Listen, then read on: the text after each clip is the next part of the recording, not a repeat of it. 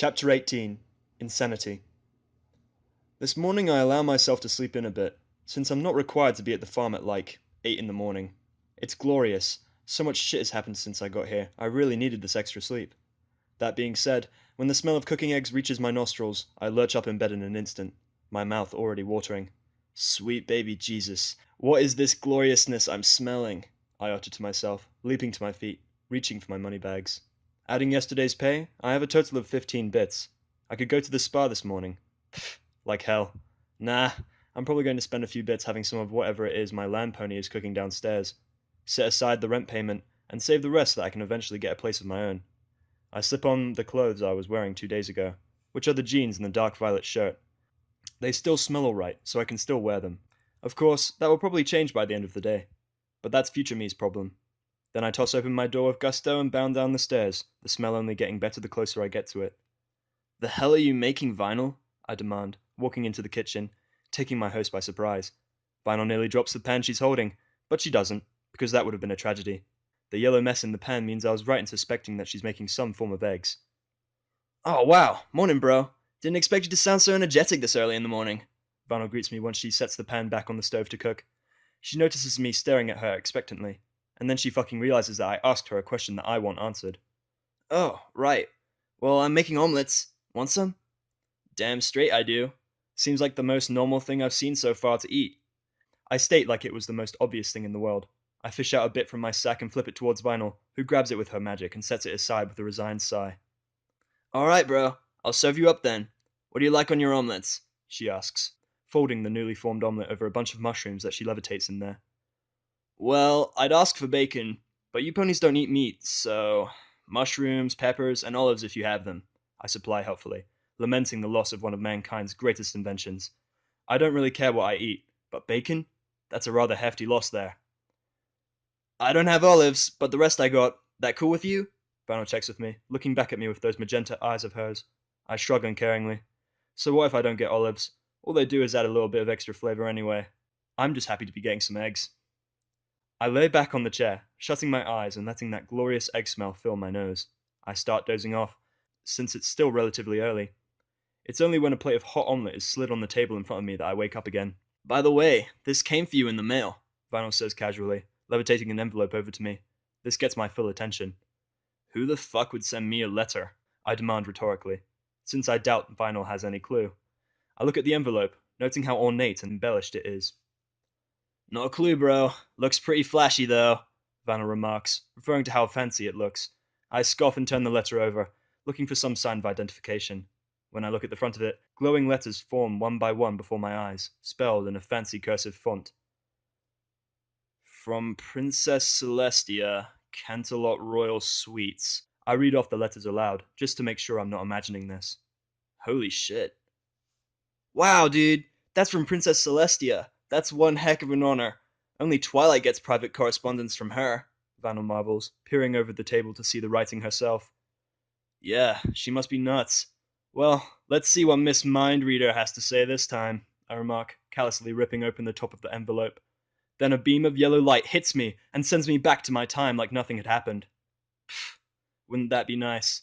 Nope. I pull out the letter inside as normal and unfold it, only to realize that I can't read a word of it. I pass it to Vinyl, who takes it confused. "I can't read, Vinyl. Telling me what it says." At that, Vinyl gets the picture and starts to read Celestia's letters aloud. "Dear Seth, it's been a while since we last spoke. I wanted to check up on you and see how you are acclimatizing to life in Ponyville. It's a quiet and charming town, well removed from the bustle of Canterlot. It saddens me that I am unable to put aside more time for me to visit you. Have you made any progress towards making friends? I'd love to hear about it, if you don't mind me prying.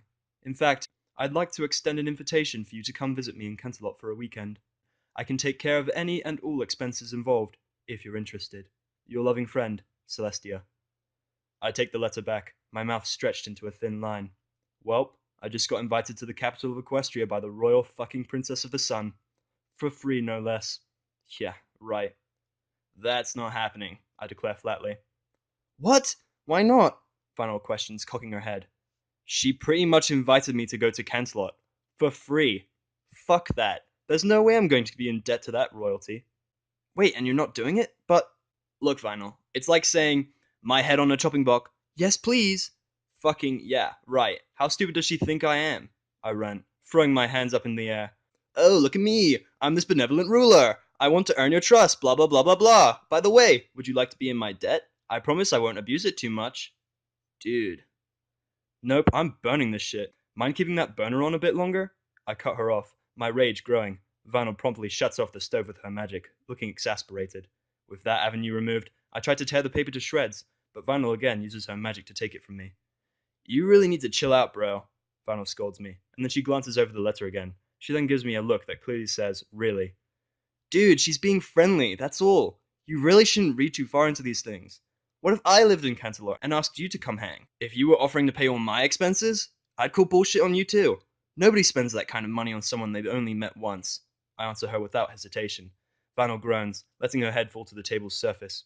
I proceed to dig into my omelette, which is just as good as I expected.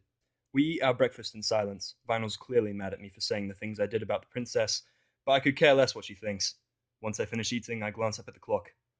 Time for me to get going. I'll get back when I get back. Vinyl remains quiet as I shoulder my rifle and open the front door. The moment I step outside, I regret it. A blast of frigid air and snow greets me, stinging my skin. I walk back inside immediately, shutting the door. Right. The snow happens today. I'm getting changed. I deadpan. I step back outside again a few minutes later, dressed in the winter outfit Rarity made for me. It's really warm, keeping out most of the cold. So now it's only my face, hands, and feet that are cold. Yeah, going barefoot in the snow is a terrible idea. So I was wearing my shoes, which are falling apart. Nothing of note really happens on my trip to Sweet Apple Acres, at least until I'm walking through the square. I spot Filthy Rich and I freeze. He's not looking at me though. He's wandering from pony to pony, talking to them for maybe a minute or so each, before moving on to the next. I step closer to him until I can hear his conversation. What do you know about my daughter? Filthy Rich says in a demanding tone to Carrot Top, who is his latest victim. Well, Carrot Top stammers, taken off guard by Filthy Rich's confrontational stance. Let me remind you that if any of your words are discovered to be false, I can and will prosecute you to the fullest extent of the law, Filthy Rich adds threateningly. What the fuck? Wow, he really took me seriously, didn't he? A little too seriously, if you ask me. Unfortunately, as I move to leave, he notices me, and the two of us lock eyes, staring intensely at one another. He narrows his eyes, and then he gives me a terse nod before going back to his interrogations. Well, that had the potential to go very wrong. I'm glad that it didn't happen. Seth! Lyra is coming from the other direction, looking sympathetic. Did Filthy accost you too? No. Why? I play dumb, even though I know full well why he's doing what he's doing. According to Bonbon, he had a blowout with his daughter or something, so now he's going around asking every pony their opinion of her, under pain of legal action, Lyra explains, falling in step with me. I sigh, realizing that I'm not going to get rid of her. But I am feeling slightly mollified, knowing that he took my advice to heart. I suppose he saw the true side of his daughter for once. Huh, how about that? My voice is slightly sarcastic, causing Lyra to look at me suspiciously. You didn't have anything to do with that, did you? She says accusingly, though not in an angry manner.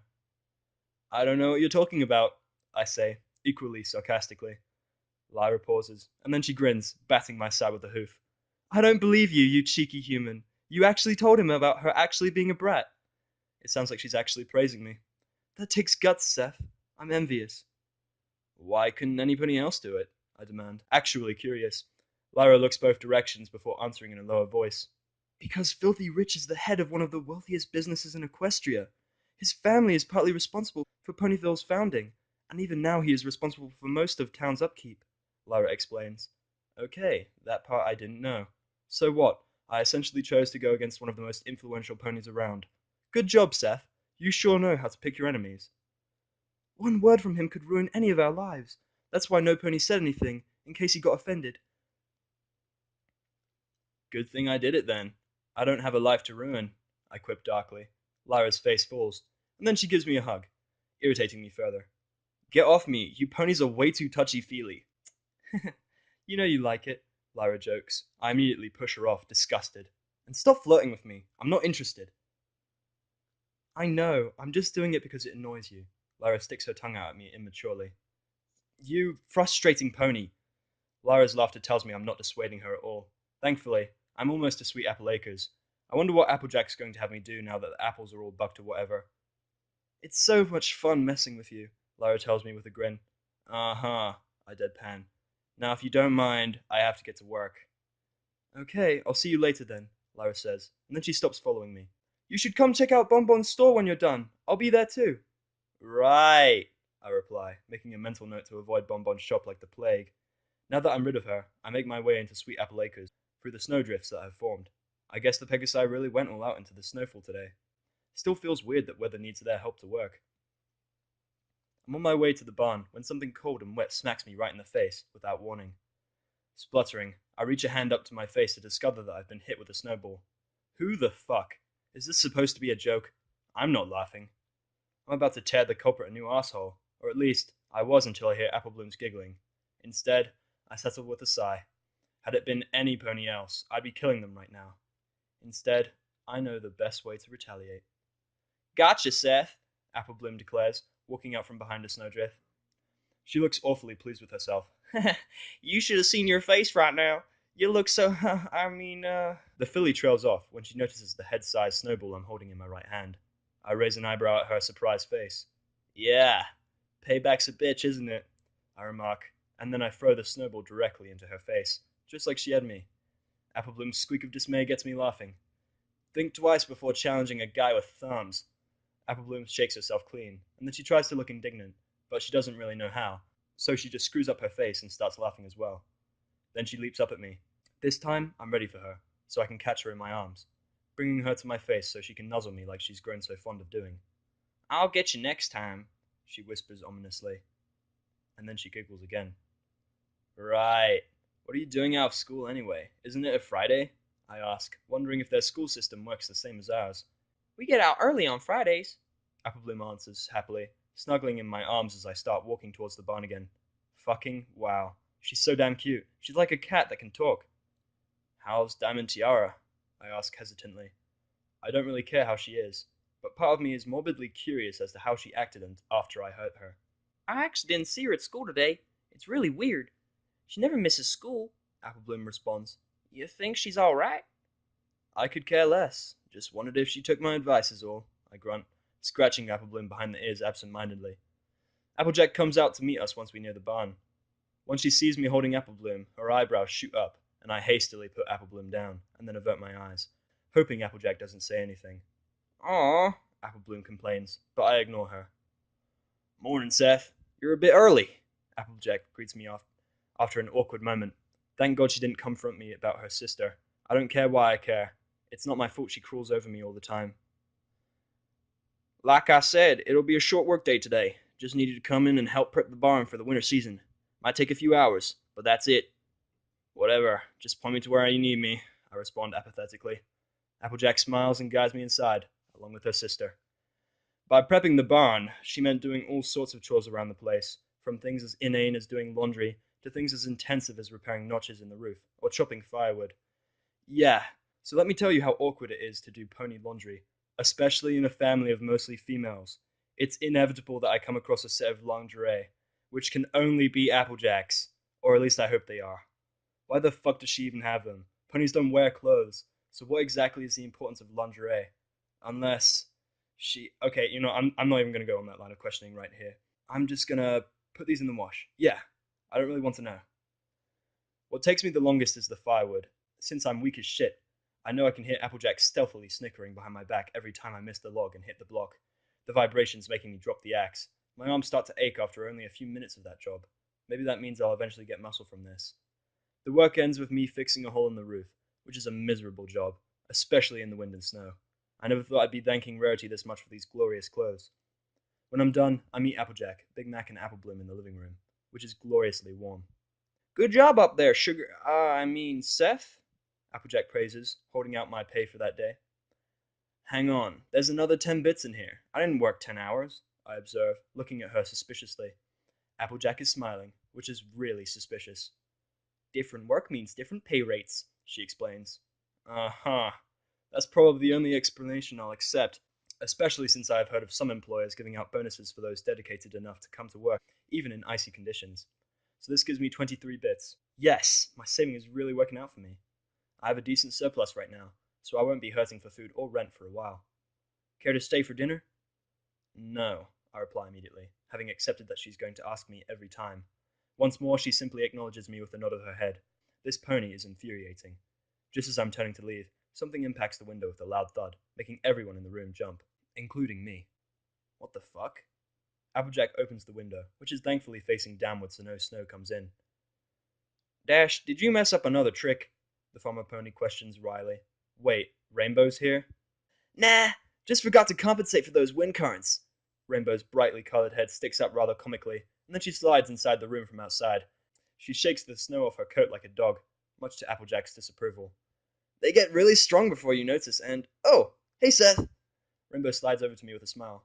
She raises her hoof, like she's asking for a high five, but then she remembers who she's dealing with, and instead settles with nudging me.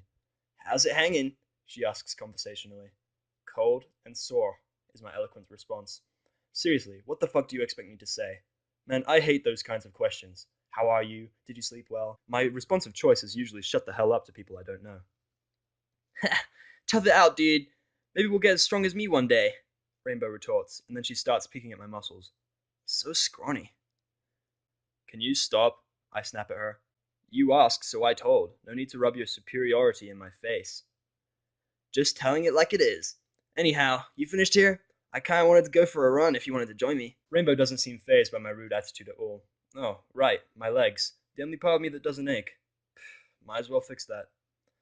Yeah, when I'm done, I'll tag along, but only if you don't leave me in the damn dust, I tell her, causing her grin to get wider. We'll get you tougher in no time, she declares, wrapping a hoof around my shoulders.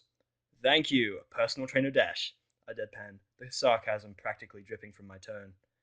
Now if we're gonna go, let's go. I'll see you tomorrow then, Applejack calls after us as we open the door and step outside. Guess I'm working tomorrow. Who knows what they'll have me do. Bye, Seth, Applebloom adds. I wave my hand in response, and then the door shuts behind us. Fuck, it's cold, I complain, my teeth already starting to chatter. Rainbow immediately breaks into a run, taking me by surprise. I start to run after her. Hey, give me some warning first. If you're cold, get moving! We're gonna lap around Ponyville twice, Rainbow declares, causing me to groan. What the hell? Wasn't this just going to be a casual run? I demand. This is a casual run for the Dash. Of fucking course it is. Damn Herculean pony. My lungs almost immediately start to burn, and then freeze as I breathe in the frigid air. This is going to dehydrate me pretty fast, probably. On the bright side, I'll get warmer if I do this. I heard joggers love it when it's cold for that very reason. We're only running for a few minutes before an unexpected occurrence stops us in our tracks. We're just about to break away from the path when we notice a very familiar business pony approaching us at a run. Is that Filthy Rich? What is he doing here? Mr. Rogers, wait! Please! I can hear desperation in his voice. What the hell could have happened to make such a proud pony take a tone like that? It's curious enough for me to slow to a stop, much to Rainbow's frustration. What are you doing, Seth? We've got a long way to go! Rainbow demands. I point to Filthy Rich, who has just reached us. Oh, hi there, Mr. Rich. The hell do you want? I snap venomously. Yeah, I don't like him one bit. Filthy Rich doesn't look at all angry at the tone I took with him. Instead, he takes a moment to collect his breath, and then he grabs my shirt with a hoof. You have to help my daughter. She can't... You were right. She can't handle herself on her own. Filthy Rich cries. I'm struck speechless. I have no words for what he just said to me. Just yesterday, he'd been ready to beat me within an inch of my life, and now he's asking for my help? Are you fucking kidding me? Yeah, no. There's no way I'm helping that bitch. Or you, for that matter. I deny vehemently. Rainbow, however, shoots me a glare and steps closer. What's the matter? Something up with Diamond Tiara? Rainbow asks seriously. She clearly recognizes that something is wrong, since Filthy Rich isn't really the kind to act like this. Yes, we fought, and while I was out she went... Oh, Celestia, she went into the Everfree forest! Filthy Rich's words cause my eyebrow to shoot up, and Rainbow to gasp in horror. Well, she's dead, I remark callously. Rainbow nudges me hard at that one. I look at her bitterly. I'm just telling it like it is. Why would she do that? Rainbow asks in shock. Filthy Rich lets his head rest into his hooves, as if ashamed. The note she left. She said she felt useless, because all she can do is make jewelry, and relies on me to get the materials she needed. Filthy Rich begins. One of the most vital materials she needs is only found in Everfree. I usually pay the guard to retrieve it for her, but she wants to prove she can do things on her own, without me. Dumb bitch, I remark. That only earns me another glare from Rainbow for my insensitivity. Looks like she's gonna get herself killed. Mr. Rogers, please! There's monsters in that forest, some of which are too strong for even unicorns like Miss Sparkle to fight, Filthy Rich pleads. He looks at my rifle. If you can use your human weapon, you could save my daughter easily. That's not happening, I tell him flatly. There's the part where it's out of ammo, but I'd rather he think I'm just an asshole. His face quickly becomes distraught. Please! She means the world to me. Wow, Filthy Rich is actually begging me. Yeah, well, there's no fucking way I'm going in that forest again. That's not my problem. If she's dumb enough to get herself killed, that's her fault. I rebuff him coldly. This time, Rainbow gets in my face. Seth, that's enough. This is a pony's life we're talking about. It doesn't matter what you think of them. All life is precious, she snaps at me. Like I care. Diamond Tiara is scum. A waste of space. There's no way I'm risking my life for some pony like that. I yell back at her. Rainbow doesn't back off either, staying true to her brash nature. I didn't like you all that much when I first met you, but I saved you anyway. Whether she's a good pony or not, they don't deserve to die. No one we can do something about it. I am not going back in that fucking forest, do you hear me? There's nothing short of a damn miracle that'll make me even consider it. You can shove your self-righteous bullshit up your ass and quit thinking I have any obligation to help you. I roar at her. Suddenly, Rainbow's hoof slams into my face, causing me to recoil and hold the affected spot. Fine! I don't like Diamond Tiara either, and yet I'm going to go save her. You just stand there and be the kind of monster who will let a young filly die, Rainbow shouts, utterly furious with me. Then she looks down at Filthy Rich, who looks frightened by our argument. Come on, Mr. Rich, I'll save your daughter, since the only thing my friend here cares about is himself. Thank you so much, Miss Dash. You truly are a hero, Filthy Rich says gratefully, and then the two of them speed away, heading directly towards the Everfree forest. I'm left alone, watching them go, still angry and incredulous. Like I was really going to go out of my way to save a bitch like his daughter, especially after what they tried to do to me. Fuck this, I'm going home, I grumble, walking back into the town. I walk into the house, noticing Vinyl sitting at the couch, and a fire roaring in the fireplace, filling the room up with warmth. She looks up as I dust the snow off myself, and then remove my jacket and hang it on a hook next to the door. Welcome back, bro. You're back pretty early. Yeah, I respond shortly. Vinyl notices instantly that something is wrong, judging by that look she gives me. Yo, come sit by the fire. I'll fix you up some tea. Vinyl invites, waving me over with a hoof. I shrug and sit on the couch next to her, enjoying the warmth coming from the fire. Tea sounds good, I say softly, staring at the flame. I lay back and relax, feeling a lot better now that I can get warm. When Vinyl returns with the tea a few minutes later, I feel even better, since this tea is really good. It doesn't last though. For some reason, I start getting restless. I don't know what's wrong, but I just can't get settled. It's like that feeling you get when you're putting something off. Like you know there's something you have to do, but you're just not acknowledging it. That doesn't make sense to me though. I have nothing to do. This evening is mine to spend on my own. I don't realize I'd zoned out until Vinyl waves a hoof in my face. You okay there? What's up? Nothing really, just Rainbow being a dipshit, I answer, drinking some more of the tea. She went to the Everfree with Filthy Rich to save his bitchy daughter. Vinyl promptly spits out the tea she's drinking. What? Into the Everfree?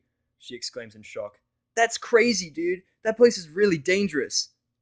Trust me, I know. Those Timberwolves really wanted to eat me, I comment, remembering how I'd been chased by a whole pack. Vinyl shakes her head. Timberwolves? Nah, dude, that's the least of their worries. That place is suffused with dangerous magic, and that's not the worst. Then you got monsters like the Ursa Major and the Scorpios. Vinyl corrects me. Vinyl, those are constellations. Are you trying to tell me that constellations attack ponies? Not really. They're monsters that draw power from those constellations. They're too strong for any normal pony to handle, she explains. Well, that sounds unbelievable and dumb. Monsters drawing power from constellations? Those stars are millions of fucking light years away. How can they possibly gain energy from them? Let me guess. Magic. Fucking magic. I mean, I doubt Rainbow will run into an Ursa Major. It's generally docile unless provoked. The Scorpios, however, she's dead if she runs into that thing. A shudder involuntarily passes through me. I can't even imagine what monsters like that would even look like. My thoughts turn to Rainbow for some reason. I try to stop thinking about her, but it's hard not to. What's the big deal about her? So what if she dies? Then she'll get off my case forever. Maybe then I can live without being pestered every damn moment about being an asshole. But a part of me feels empty at the thought that Rainbow Dash might be dead by the end of the day. I mean, ever since she saved me from suicide, She's been by my side practically every moment of every day. She's been inviting me to go places, cheering me up when I needed it, and having little moments of banter with me that make me smile to think about. Am I really okay with losing all of that? Hello, Equestria to Seth! Ronald yells in my face. I jump in surprise, having zoned out again. You keep getting lost in your thoughts. What's up? Nothing, damn it, I snap. I told her enough. There's no way I'm letting her in on these thoughts I'm having. I don't even really understand them. I feel anxious, and I don't know why. No matter what I do, I just can't relax. The fact that Rainbow could die doesn't bother me. It shouldn't bother me. Dude, go after her. You're clearly worried about her, Vanel urges me, seeing through my outburst for what it truly was, resting a hoof on my back reassuringly. I shrug her hoof away uncomfortably. Am I worrying about her? No way. I'm not going anywhere. It was her choice to go into that forest. It shouldn't concern me. I refuse flatly. Final sighs. Who are you trying to convince? You look like crap, bro. It's only going to get worse if you don't do something about it, Final points out. Damn, these ponies are more perceptive than they have any right to be. I try to form a protest, but I have to admit, she's right. I should have gone with her. I'm ashamed to acknowledge this weakness I'm feeling. I have no reason to care about Rainbow, but I do anyway. Vinyl steps back as I rise to my feet without warning. You're right, Vinyl. I won't feel right until she's back here being annoying again, I express with determination in my voice. Vinyl finally smiles wide.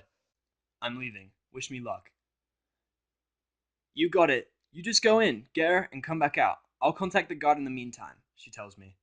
No heroics, you hear me? That forest is not safe. With a nod, I put on my jacket and rush back out into the cold. Rainbow Dash saved my life once.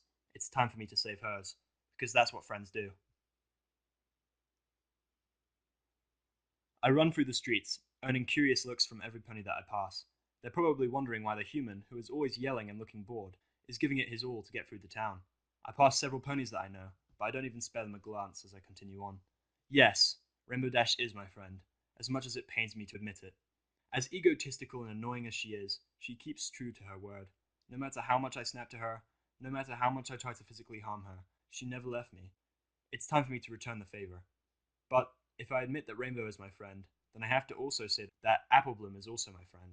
That childlike innocence of her reminds me of myself so long ago. No matter what she sees from me, she's always being kind and happy, seeking me out on her own initiative, just so that she could spend some time with me. It's time for me to give back to these two what they've given to me. Yes, there's a possibility I can lose them too, just like Amaryllis and Adam. But there's a difference this time. I won't let it happen. I'll keep them safe with my own two hands. The pressure that I've been feeling in my chest returns with a vengeance, stronger than ever before. I leave the town behind, pushing past whatever fatigue I'm starting to feel, until I finally reach the edge of the Everfree. I hesitate, staring at the ominous twisted branches of the forest. This is probably the least intelligent thing I've done since getting here. I take a breath, and then I plunge into the hellish forest. Darkness falls over me like a blanket, as the canopy is so thick with branches and foliage that hardly any light can pierce it. Rainbow! I call out as I follow the path. I'm not fooling myself. The chances of me coming across them in this massive-ass forest are slim to none. But if Diamond Tiara had even a lick of sense, then she'd have stayed on the path. I'm going to bet on that, since if she strayed, she's good as dead. It doesn't matter how long it takes me, though. I'm not leaving this forest without Rainbow. Where the hell are you? I skid to a stop, noticing a lone timber wolf in the middle of the path that is dragging the corpse of a deer off into the thick of the woods. My yelling attracts its attention. It lifts its wooden head and gazes at me with those ominous green eyes. Its hackles rise and its eyes narrow. I bet it thinks it's going to get 2 meals for the price of one. I stare back at it, determination stamped upon my face. I unsling the rifle from my back. You think you'll get between me and my friend? The wolf snarls and then it lunges. Thankfully, I'm nowhere near as panicked as I was the first time I saw one. I'm not going to pussy out like I did that time. This thing is going down. Concentrate, Seth. Watch its movement. Carefully. It's aiming for your left shoulder. I sidestep its lunge to the right, and bring my rifle down on its back with a double-handed strike, knocking it flat on the ground. Then, I finish it off by slamming my foot right down on the back of its neck, breaking through several layers of wood and decapitating it. Think again, I snort. I finish with a snarl. I move on, confident in my ability to handle anything this damn forest can throw at me. I'm no longer worried about my own survival. There's something greater than me out there. Rainbow has managed to do the impossible, befriending me. Once that happens, on that rare occasion, there's nothing I won't do for you. Like Adam or Amaryllis, I won't stop until you're safe and happy. I even pass Sakura's house as I travel through the forest, but I don't stop to sightsee. I continuously call out for Rainbow, hoping that she'll answer. few moments later, I become aware of a commotion occurring deeper in the forest. There's a cacophonous rustling and crashing coming from somewhere off the path. And was that a hiss? What the? Well, this is probably a dumb idea, but I have to be sure. Rainbow! I call, hoping that my voice won't piss off whatever it is making those noises. My gamble pays off, because I hear Rainbow answer me. Seth! What are you? No, don't come any closer! Her voice cries out. Seconds later, I hear a horrendous screeching, like something you'd hear in an alien movie. Ignoring her warnings, I force my way through the thick trees until I emerge into a clearing, and I immediately spot Rainbow. However, it's what's with her that freaks me the fuck out. What in the 9 hells and the 3 mouths of Lucifer is that? I gasp as I look at one of the most scariest fucking things I've ever seen in my life. A large monster that's about twice my height and many times longer is menacing Rainbow from the center of the clearing. It looks to be a cross between a spider and a scorpion, in that it has 8 eyes on its bulbous black head and 2 powerful looking pincers, and it has 8 legs as well. But it also has a long segmented tail with a vicious looking stinger on the end that drips with venom. Rainbow is the only thing standing between it and a cowering Diamond Tiara, who is standing above the unconscious form of her father. Rainbow is covered with cuts and bruises, telling me that she'd been fighting this thing for who knows how long. Get back, Seth! This thing is a Scorpios! It's not going to be taken down lightly! Rainbow shouts at me, taking her eyes off the monster to look at me. Wait, a Scorpios? Isn't that the thing Vinyl said? Shit. To my alarm, I see the monster raise one of its legs, taking advantage of her inattention. Rainbow! I try to warn her, but the leg swings down and smacks her aside like a rag doll. Rainbow hits the trunk of a tree painfully, and I wince when I see her wing bend at an awkward angle. Damn it! Seth! Seth! Take them and run! Rainbow tells me weakly, as she crawls back towards the Scorpios as it moves to make a meal out of the filly and her father. She lifts herself back up and rams the monster's side, causing it to hiss and focus its attention on her. Okay, no, this stops now. Rainbow watches the Scorpios lift its leg one more time, only this time it will probably mean the end for her. Except that's not happening. The monster shrieks as there's suddenly a human on its back. Yeah, that's right, you fucker. Seth Rogers is here, and I'm gonna make you pay. I find a spot between the segmented plates on its back, and then I jam the tip of my rifle into it and twist. The monster screeches in pain, so I think I did something right. Or I irritated it. Probably the latter. Suddenly I realize I'm forgetting something. Oh shit! I don't have enough time to complete my expletive before I'm forced to throw myself to the ground to avoid the Scorpio stinger. The monster wastes no time in taking advantage of my vulnerability. It skitters toward me and slams its leg down. I manage to dodge it by rolling out of the way, retaliating with the smack of my rifle to its leg. I hope to do some real damage, but the Scorpio's leg doesn't even budge. Seth! Rainbow calls, and I have the presence of mind to dash aside, just as its stinger flies down. It's too fast for me, though. It intercepts me and grabs me with its 2 front legs. I struggle, but I can't break its grip. There's these barbed hair-looking things on its legs that are hooked into my clothes and won't let me free. Oh shit, it's lowering me towards its mouth, isn't it? I'm about to be eaten alive by a damn scorpion thing. Suddenly, the monster hurls me aside as Rainbow rams her head just beneath its jaws. I tumble end over end, accumulating many scrapes and cuts in the process.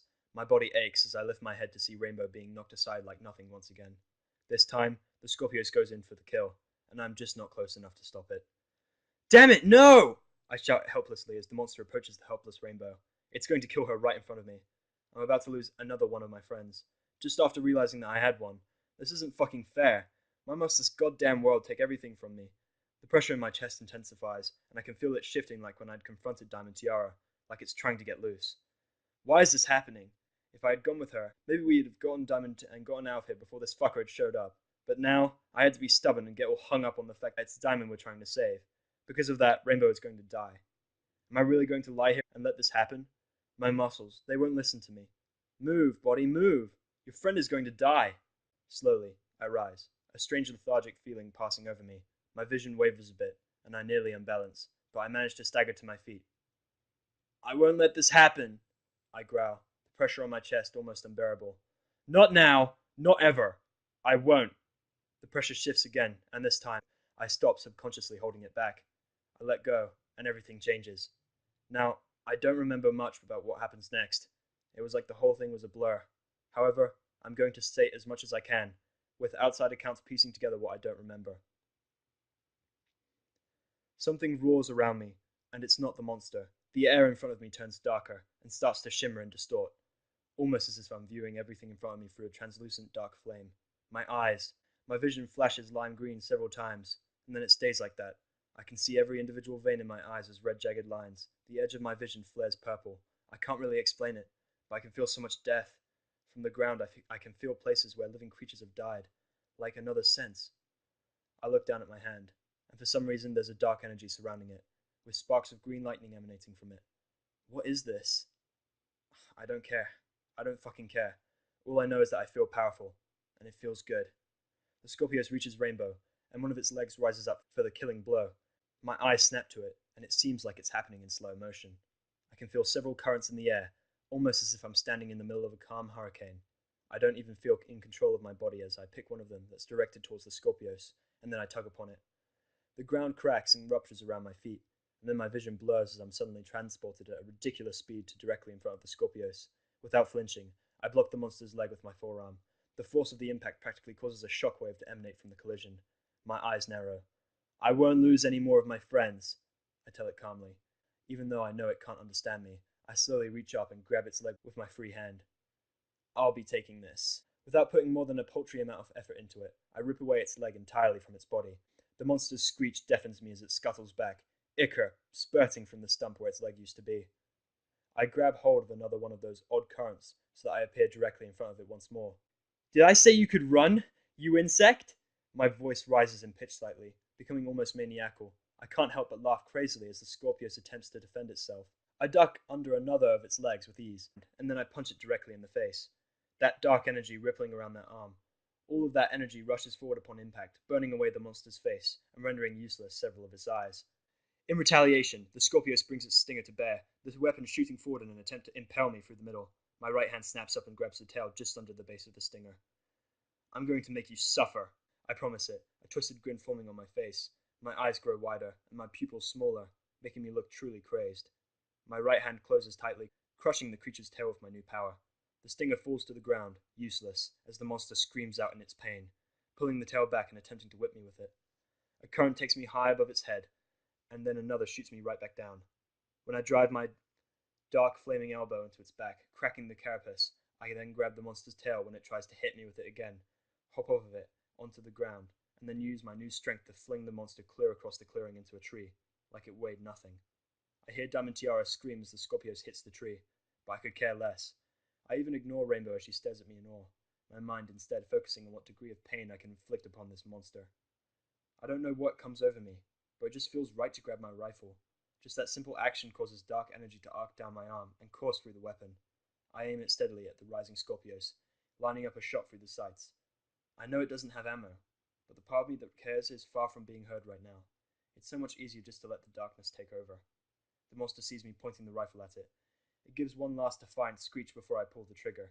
With a sound like thunder, a thick beam of pure darkness ringed by green electricity fires from the muzzle of the gun and collides with the Scorpios. The energy explodes on impact, wreaking destruction on the landscape and sending up a cloud of dust to conceal the monster from view. I'm not done there. I squeeze the trigger over and over again, firing more and more beams of destruction from the rifle, slamming into the Scorpios over and over again. The whole time I laugh like a madman, finding a sick pleasure in watching the creature that wronged me die painfully. I cry with elation, firing one last beam of darkness into the large dust cloud. I sling the rifle on my back once more, and then I stride through the dust until I find the perforated corpse of the Scorpios. I look down at its scorched face. Who said you could die? I scream at it insanely. I kneel down and slam a darkness-covered fist into its face, cracking the ground and burning the skin almost to nothingness. I punch it over and over again, breaking what's left of its body into bloody bits. Still, even as the ground shatters beneath the force of every punch, not even this is enough for me. I'm not satisfied! Seth! Rainbow calls to me, her voice weak. I freeze, remembering why it was I'd given in to this power in the first place. As I walk towards her, I think, why should I give this up? I have the power to do anything I want now. I'll teach every pony here that's wronged me a lesson in pain. Filthy Rich, you're beyond dead. Tiara, you're going to join him. And why does it hurt? I stumble out of the dust cloud and fall on my knees. My entire body is hurting. It's like the darkness swirling around me is eating me away on the inside. Fucking hell, I moan. Seth, can you hear me? Rainbow is crawling over to me, despite how hurt she is. Rainbow, this power, it really hurts. I managed to get out. I was wrecking shit just a minute ago, so why is it so hard to even move now? Something catches in my throat, and I cough violently. To my horror, blood spatters from my mouth to the ground. Is this power going to kill me? Hang in there, Seth! You should be controlling that magic, not the other way round, Rainbow assures me. She forces herself to her hooves, and boldly approaches me. The darkness swirling around me doesn't hurt her, so she rests her hoof on my back. Her presence does wonders for my state of mind. Ignoring the pain, I try and find the source of this power. It doesn't take me long.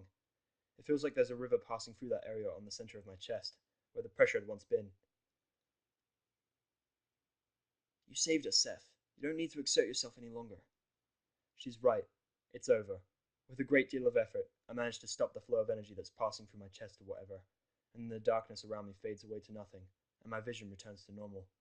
My body still feels like it had been hit by a semi-truck, but at least now I'm not coughing up blood. Suddenly it hits me. What the fuck just happened? I look between the relieved face of Rainbow, and then to the corpse of the Scorpios. Did I do that? How the fuck did I get the power to beat that monster? Where did that dark energy come from? I start hyperventilating. This shouldn't be possible. Humans can't access that kind of power. Like, ever. No matter how strong you are. Humans have limits that we can't bypass, and that's why we create guns, tanks, and planes. So how come I was able to toss aside human limits like they were nothing? I open my hands, checking them for damage. They're in relatively good shape, which is impossible.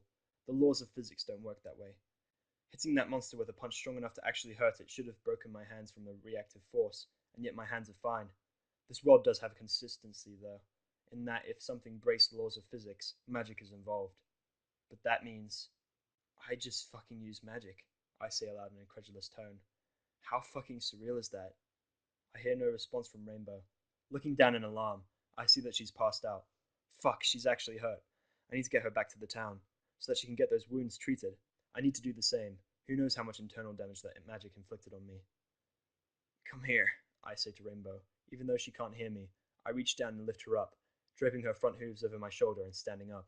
She's heavy, but the lingering adrenaline gives me the strength to carry her. I move over to Diamond Tiara next. She looks up at me with wide, frightened eyes. You too. Get the fuck over here. You were right. I can't do anything on my own, Diamond laments, causing me to give her a scornful glance. Shut the fuck up, I snap at her, not caring in the least about her mental state. I reach down with my free hand and lift her up by the scruff of her neck. She squeaks, thinking I'm going to hurt her, but instead I just place her on my other shoulder. Hang on there. I got to deal with your pain in the ass father next. Diamond Tiara obediently wraps her hooves around my neck and lets herself hang down my back. That way I have enough space to lift Filthy Rich up as well and carry him on my other shoulder like I am Rainbow. He's just as heavy, if not more so, than Rainbow, so it takes all of my strength and willpower not to fall over. Now that I have all of them, I walk slowly back through the forest, leaving the dead Scorpios behind. The minutes blend together as I focus not on the path, but just on putting one foot in front of the other. I'm not sure I'll be able to make it out, but there's no way I'm going to let Rainbow die in this godforsaken forest. My strength soon starts to falter as the adrenaline leaves my system. It seems like the three on my back get exponentially heavier, and I almost collapse. Finally, my legs give out, and I fall to the ground, my strength depleted. Just before I lose consciousness, I can see several armored ponies rushing towards us in the distance. One of them sees me, and he points a hoof at me, shouting something to the others. I wonder if they're real, or if I'm just delirious. Seeing as I can't possibly have magic, I wouldn't be surprised if this is all just some feverish dream. Soon they're surrounding us. My tired mind can't make out anything they're saying, so I stop trying. Instead, I feel myself slipping away into unconsciousness, my pain fading. Did I succeed, or am I once again going to lose that which I only now discovered to be dear?